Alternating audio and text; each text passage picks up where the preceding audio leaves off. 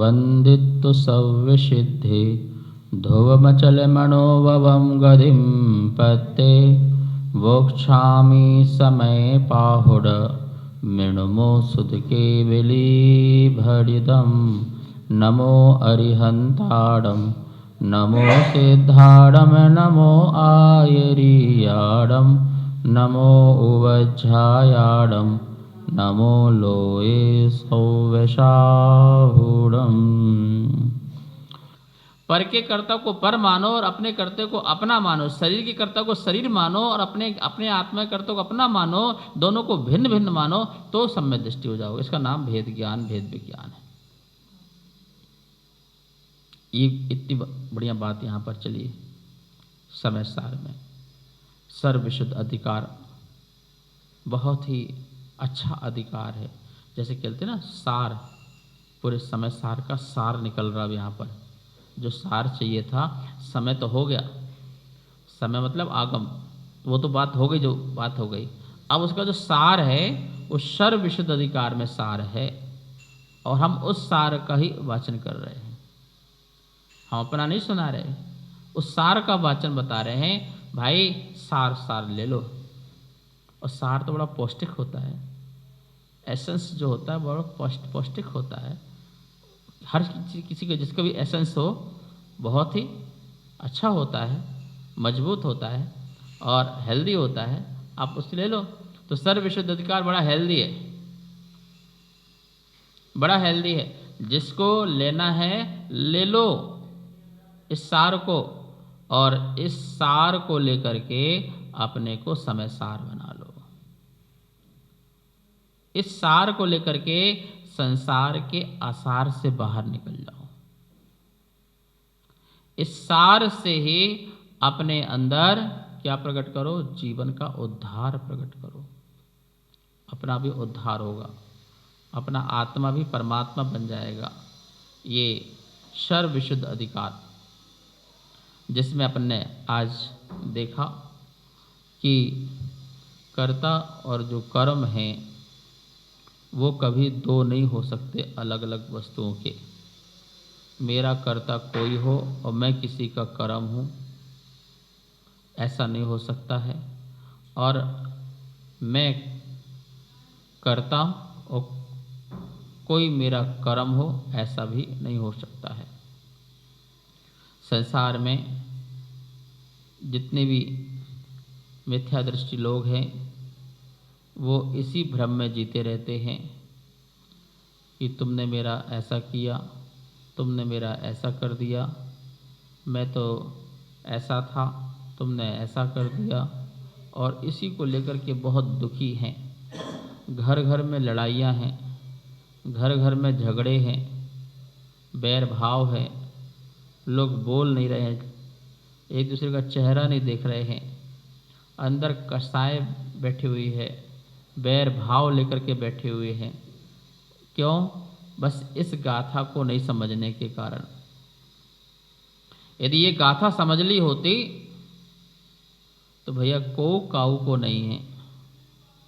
आपकी भाषा में को काऊ को नहीं है और कोई किसी का कुछ कर सकता नहीं है।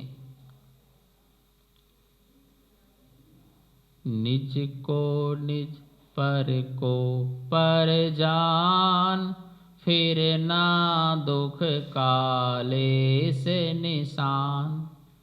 पर को पर, निज को निज जान, फिर ना दुख का लेश निशान। एक निशान भी दुख का नहीं रहेगा। पर को पर और निज को निज जानो। दूसरा दूसरा ही है और अपना अपना ही है। इसका मतलब नहीं कि अपने घर वाले अपने अपने हैं और पड़ोसी पराए हैं, ऐसे नहीं कह रहा हूँ। ये शरीर भी पड़ोसी है, ये शरीर भी क्या है? पड़ोसी है। ये कर्म सारे पड़ोसी हैं, अड़ोसी पड़ोसी हैं। ठीक है ना? तो अड़ोसी पड़ोसी को उतना ही महत्व दो जो आप रियल के अड़ोसी पड़ोसी को देते हो व्यवहार चलाने के लिए। लेकिन आखिर है तो पराया। ऐसे शरीर भी हमारा पड़ोसी है, उसको उतने स्थान दो जितना हमारा काम सदता है। क्यों भाई, अपने पड़ोसी से कितना व्यवहार रखते हो? उतना ही ना, जितना उसका चल सके, जितना हमारा चल सके। हमारे घर में उसकी परमानेंट एंट्री तो नहीं हो सकती ना, और हमारी उसके घर में परमानेंट एंट्री हो सकती है क्या? नहीं। उसकी कागज़ में मेरे साइन और मेरे कागज़ में साइन हो सकते हैं क्या? नहीं ना। ये तो कुछ नहीं हो सकता ना, बस इतना ही हो सकता कि मेल जोल चलता रहे, आदान प्रदान होता रहे, एक दूसरे का जीवन चलता रहे, सहयोगी बनते रहे सुख दुख में। इसके लिए पड़ोसी है। तो पड़ोसी कभी अपना नहीं हो सकता, लेकिन फिर भी पड़ोसी के साथ रहना पड़ता है। ऐसी शरीर पड़ोसी है, शरीर पड़ोसी है, वो कभी अपना हो नहीं सकता है, लेकिन पड़ोसी के साथ रहना पड़ता है। तो इसके साथ थोड़ा आदान प्रदान करते रहो, समय से भोजन दे दो, समय से कपड़े दे दो, समय से जो भी देना हो वो दे दो, तेल पाउडर लगा दो, क्या करना है, श्रृंगार करना है श्रृंगार कर दो, तुम्हें जो करना है। इसकी जो मरम्मत जिससे हो रह सके उतना आपस में करते रहो। लेकिन ये अपना नहीं है, ये पक्का है। कोई साइन नहीं करेंगे हम तेरे पर, और तू मुझ पर साइन नहीं कर सकता। तू मुझ पर केस नहीं ठो सकता है कि ये आत्मा मेरी है, और मेरी आत्मा तुझ पर केस नहीं ठो सकती है ये शरीर मेरा है, क्योंकि कोई लिखत पढ़त नहीं है। तेरी जमीन तेरे पास, मेरी जमीन, तेरी जमीन तेरे पास और मेरा जमीर मेरे पास, मेरी जान मेरे पास, मेरी आत्मा, और तेरी शरीर की पहचान तेरे पास, वो तेरे पास है, मेरे पास नहीं। पड़ोसी हो, पड़ोसी की तरह रहो, पड़ोसी हो, पड़ोसी की तरह रहो। और रोज रोज पड़ोसियों से मत मिलो। रोज रोज पड़ोसी से मिलोगे तो उसकी खटपट तुम्हारे घर में पहुंच जाएगी, और तुम्हारी खटपट उसके घर में पहुंच जाएगी, तो वो भी दुखी, तुम भी दुखी। शरीर बीमार और तुम भी बीमार। आत्मा ज़्यादा शरीर से मोह करेगी तो बीमार रहेगी, और शरीर ज़्यादा आत्मा से चिपक के रहे तो वो बीमार होगा। दोनों अपने अपने में रहो भाई। और सुनो, पड़ोसी तो सुधरेगा नहीं, तुम ही सुधर जाओ। पड़ोसी तो सुधरने वाला नहीं है, और उसे सुधार भी नहीं सकते, पर को नहीं सुधार सकते। पर में अपना कंट्रोल नहीं है ना। कंट्रोल, सेल्फ कंट्रोल मुझ पर है। कितना जाना कितना नहीं जाना मेरा है ना, मैं रोज जाके बैठूं, ये मेरी गलती है ना। तो हमें क्या करना है? पड़ोसी पर ज़्यादा ध्यान भी नहीं रखना है। ये शरीर पड़ोसी है, इस पर भी ज़्यादा उठना बैठना ज़्यादा नहीं करना है, उतना ही करना है। Touch and go, touch and go, बस अपना काम हुआ। जैसे आप लोग संसार में बोलते हैं ना, अपना काम बनता और भाड़ में जाए जनता। भाई अपना काम बन गया ना, अपना काम हो गया, बस क्या काम हो गया? जो थोड़ा सा दुख आया तो दुख कर लिया, हो गया बस। पड़ोसी से बात कर ली, हो गया काम खत्म। इसको खाना देना था, हो गया। अब क्या 24 घंटे इसके लिए इसके इर्द गिर्द घूमना, इसके बारे में सोचते रहना, विचारते रहना। एक बार लगा दिया ना तेल, अब क्या 24 घंटे ध्यान रखना इसके लिए? हर पल उसी के बारे में, मैं अच्छा लग रहा, मैं बुरा लग रहा, खराब हो गए वाल, ये हो गए, ऐसा हो, क्या ये सब कर गए? तुम तो पड़ोसी घर में जाके बैठ गए भाई। सुनो, दूसरे घर में जाके बैठोगे तो आपका घर बर्बाद हो जाएगा, आपका घर बर्बाद हो जाएगा। दूसरे के बगीचे में ज़्यादा झांकोगे, आपका बगीचा सूख जाएगा, क्योंकि टाइम नहीं दोगे, समय नहीं दोगे। ठीक है ना? तो ऐसा नहीं। ये पड़ोसी है, ये मैं इसका कर्म, ये मेरा कर्म नहीं है, और इसका कर्म मैं नहीं हूँ, आत्मा नहीं हूँ। इसका कर्ता यही है, इसका कर्म भी यही है। मैं अपनी आत्मा का करता हूँ, अनंत गुणों को मैं प्रकट करता हूँ, प्रगमन कराता हूँ, और उससे उत्पन्न होने वाला जो भी प्रोडक्शन है, ज्ञान दर्शन सुख शांति आनंद, वो मेरा कर्म है, वो मेरा है। मेरी सुख शांति तुम्हारी नहीं है, मेरा ज्ञान तुम्हारा नहीं है, मेरा आनंद तुम्हारा नहीं है, वो मेरा है। अब मेरे पास इतना अच्छा प्रोडक्ट मशीन है, मैं जितना ज़्यादा आनंद निकाल बना सकूं, जितना सुख शक्ति प्रकट कर सकूं, वो मेरे पास है। मैं मशीन का उपयोग ही नहीं कर रहा। फैक्ट्री खोल दी, फैक्ट्री में ध्यान नहीं दे रहा। 24 घंटे काम करा सकता था, 2 घंटे करके वापस आ जा रहा हूं। तो गलती किसकी है भाई? जहां मैं अपनी फैक्ट्री से अनंत ज्ञान, अनंत दर्शन, अनंत सुख, अनंत शक्ति निकाल सकता हूं, वहां बूंद बूंद से तुम खुश हो रहे हो, एक एक बूंद से खुश हो रहे हो। आज एक बूंद हो गई, आज का दिन निकल गया। आज एक बूंद हो गई, अरे भाई समय निकल रहा है, मशीन भी खराब हो जाती है। नरक में जाएगी मशीन खराब, निगोद में गई मशीन खराब, देव में गई मशीन खराब। क्यों? क्योंकि वहां पर एक विष्णु फल लग गए, फंस गए। मनुष्य पर्याय में मशीन मिल गई भाई, इसका उपयोग करो और इससे बढ़िया बढ़िया माल निकालो, बढ़िया बढ़िया माल निकालो। क्यों? क्योंकि मशीन भी तेरी, मालिक भी तू, बनाने वाला भी तू, और सुनो जो निकलेगा उसको भोगने वाला भी तू, करता भी तू और भोगता भी तू। जो करता सो भोगता, जो करता है वही उसका फल भोगता है, दूसरा भोगता नहीं है। मैं करूं तू भोगे, तू करे मैं भोगूं, ये जैन धर्म में कॉन्सेप्ट ही नहीं है। और जो इसको मानता है वो मिथ्या दृष्टि है। दृष्टि मतलब श्रद्धा, उसकी श्रद्धा क्या है? झूठी है, काल्पनिक श्रद्धा, काल्पनिक उसकी बातें हैं, विचार हैं उसके, ऐसा नहीं। ये इतनी बढ़िया गाथा है, मतलब कि पूरे घर का सोना बेच के भी दे दो और ऐसी बातें मिल जाएं, बहुत मुश्किल है। वर्णी जी के बारे में सुना था हमने, जब घर में थे, कोई समय सार सुना रहे थे तो सुनने बैठ गए। छोटे से बालक थे, बड़े घर के थे, व्यापारी थे, रत्न व्यापारी, अपने जैन धर्म से नहीं थे, ब्राह्मण थे। और वो जैसे ही सुना गाथा को तो उनके हाथ में हीरे की अंगूठी थी, और निकाल करके पंडित जी को दे दी। ये क्या कर रहे हो इतनी कीमती? बोले कीमती? जो ये तुमने अद्भुत ज्ञान दिया है ना, ये महावीर स्वामी ने समय सार में तुमने हमें सुना दिया, इसकी तो जगत में कोई कीमत ही नहीं है। ये पकड़ो, अब तो मैं समय सारी हूँगा। और बहुत समय सार पढ़ा, पढ़ावना की, सब कुछ हुआ। आप सोचिए कितनी अनमोल चीज़ है, कितनी अद्भुत चीज़ है ये समय सार। और ये सर्वविशुद्ध अधिकार, जहां सच्ची स्वतंत्रता और सच्ची आजादी सिखाई जा रही है। तू स्वतंत्र पहले से था, बस मानता नहीं था। घर में जानवर पले हैं बिना बंधे, पर वो अपने को बंधे मान रहे हैं, बस इतनी सी बात है।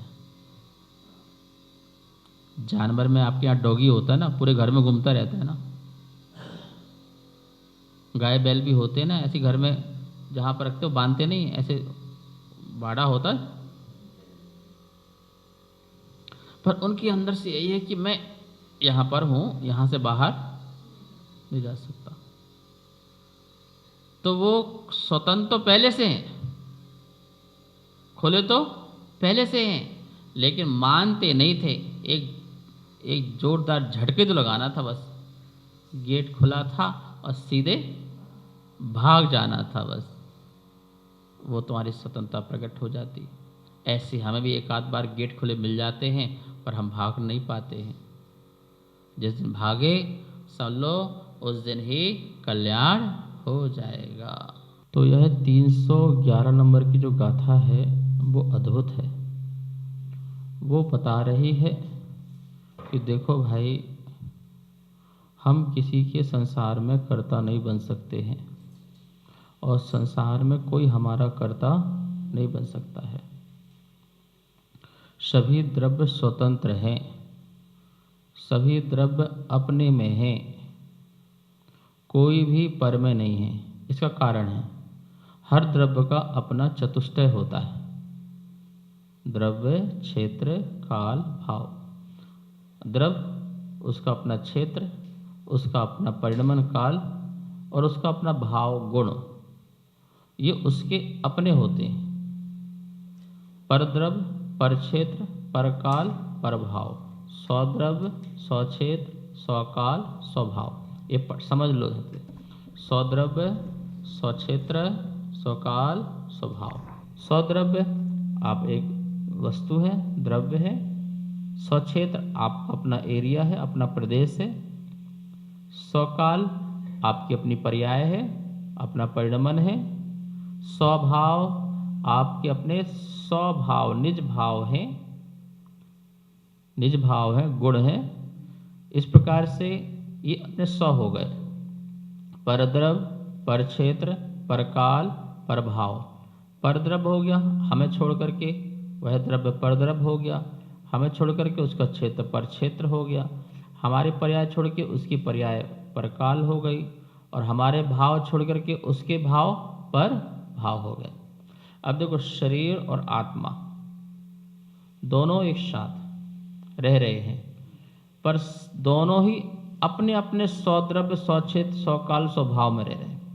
हमारी अपेक्षा से शरीर परद्रव्य, परक्षेत्र, परकाल, प्रभाव है, पर शरीर अपनी अपेक्षा से स्वद्रव्य, स्वक्षेत्र, स्वकाल, स्वभाव है। ये भी देखो, शरीर तो ठीक है, ये शरीर तो अनंत परमाणु से बना हुआ है ना, तो हर परमाणु का अपना स्वद्रव्य, स्वक्षेत्र, स्वकाल और स्वभाव है। ये स्कंद का पूरा हो गया। लेकिन पुद्गल द्रव्य तो एक परमाणु है। पुद्गल द्रव्य क्या है? एक परमाणु है, स्कंद नहीं है। स्कंद हो जाता है, बहुत सारे परमाणु मिलकर स्कंद बन जाता है, लेकिन पुद्गल द्रव्य स्कंद नहीं है। क्योंकि यदि वो पुद्गल द्रव्य स्कंद वाला पुद्गल द्रव्य होता तो हमेशा वो ऐसे ही रहेगा, फिर वो ना घटेगा ना बढ़ेगा। लेकिन परमाणु बिखर रहे हैं और फिर मिल रहे हैं, इसके मतलब हर परमाणु का अपना अस्तित्व अलग है।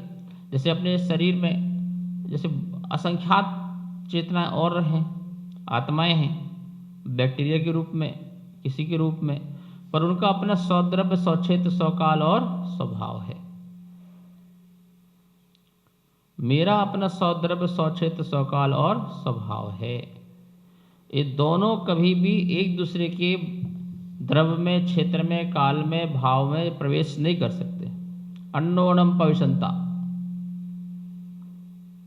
कहा है ना पंचास्तिकाय में, कि एक दूसरे में प्रवेश करते हुए भी एक दूसरे में प्रवेश नहीं करते हैं। मतलब प्रवेश मतलब एक दूसरे के साथ रहते हुए भी एक दूसरे में प्रवेश नहीं करते।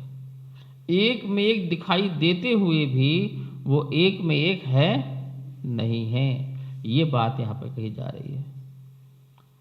इसलिए कहा जा रहा है कि मेरा कर्ता कोई नहीं है, मैं किसी का कर्ता नहीं। ये शरीर छूट जाएगा और आत्मा निकल जाएगी। तो आत्मा दिख रही है इसमें क्या? तुम्हें दिख रही है क्या?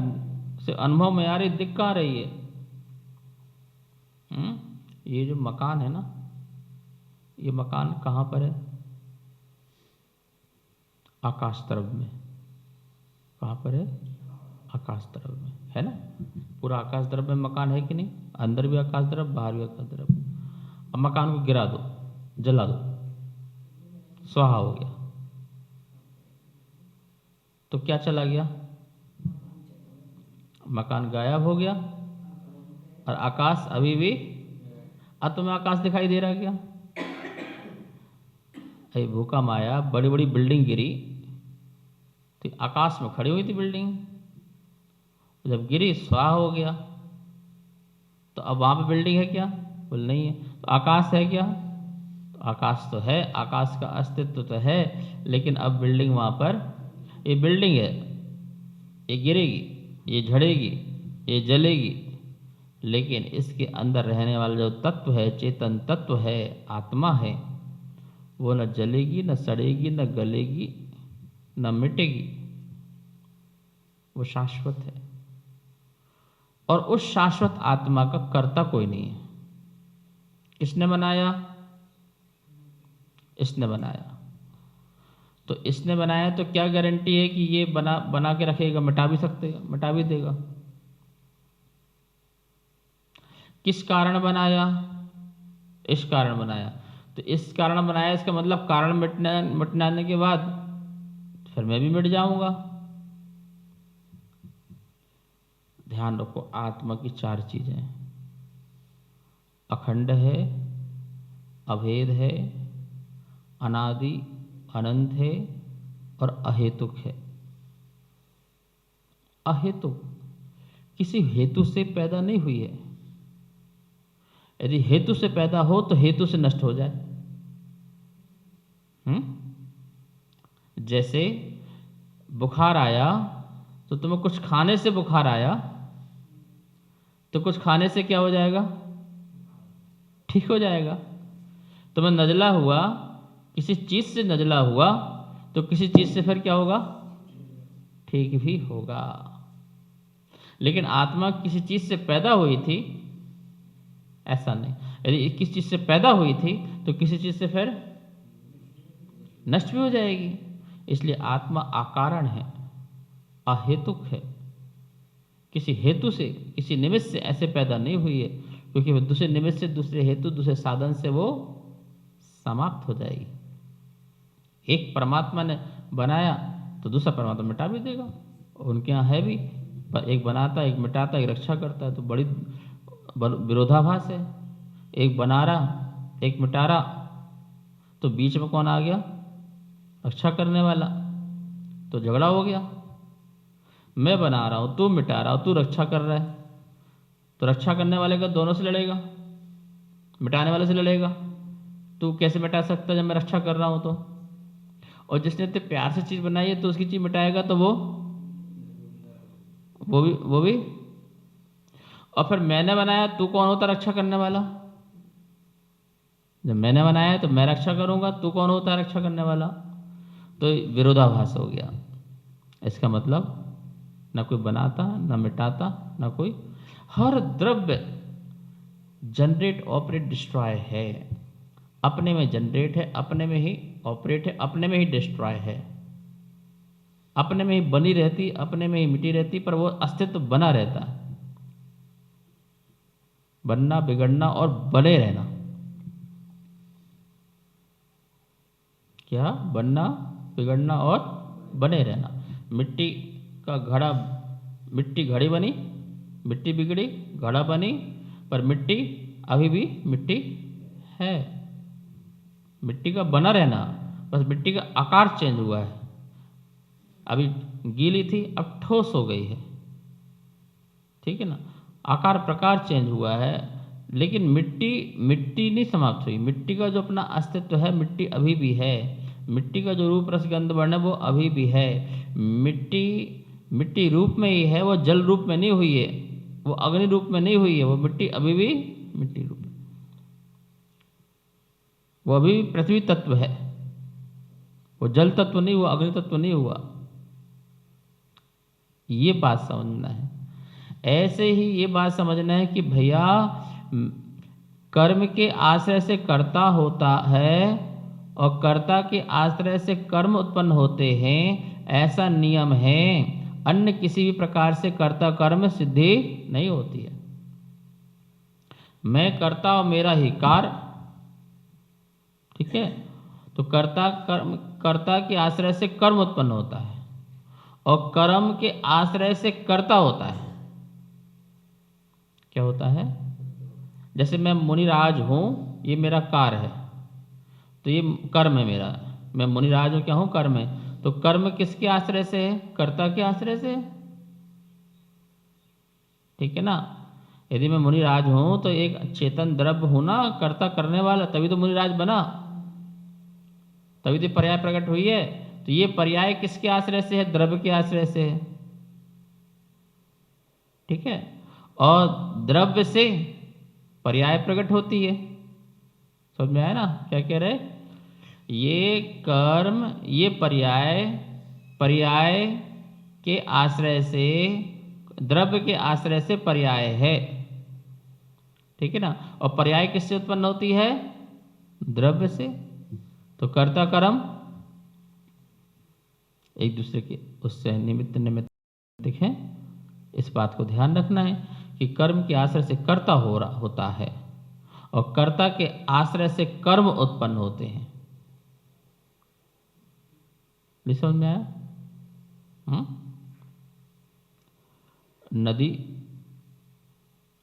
नदी के आश्रय से कमल है। नदी के आश्रय से क्या है? नदी के आश्रय से कमल है। पर कमल भी तो नदी के आश्रय से है, ये बात कहना चाह रहे हैं, ठीक। पर भी यहाँ कमल और नदी दोनों अलग अलग हैं, पर यहाँ पर तो एक ही द्रव्य की बात कर रहे हैं कि मिट्टी जो है वो घड़ा बनी, मिट्टी घड़ा बनी, तो घड़ा किसके आश्रय से है? मिट्टी के आश्रय से। और मिट्टी ने ही किसको पैदा किया? घड़े को पैदा किया। तो कर्ता के आश्रय से कर्म है, मिट्टी के आश्रय से कर्म है, और फिर घड़ा के आश्रय से कर्ता होता है, मिट्टी के आश्रय से क्या है? कर्ता है, कर्ता की पहचान है। तो इस प्रकार से इस गाथा का यहाँ पर ये अर्थ हुआ, कर्ता कर्म एक होता है, अनन्य होता है, अन्न अन्न नहीं होता है। इसलिए जगत में मैं ही अपना कर्ता हूँ, मैं ही अपना कर्म हूँ, कोई मेरा कर्ता और कर्म नहीं है।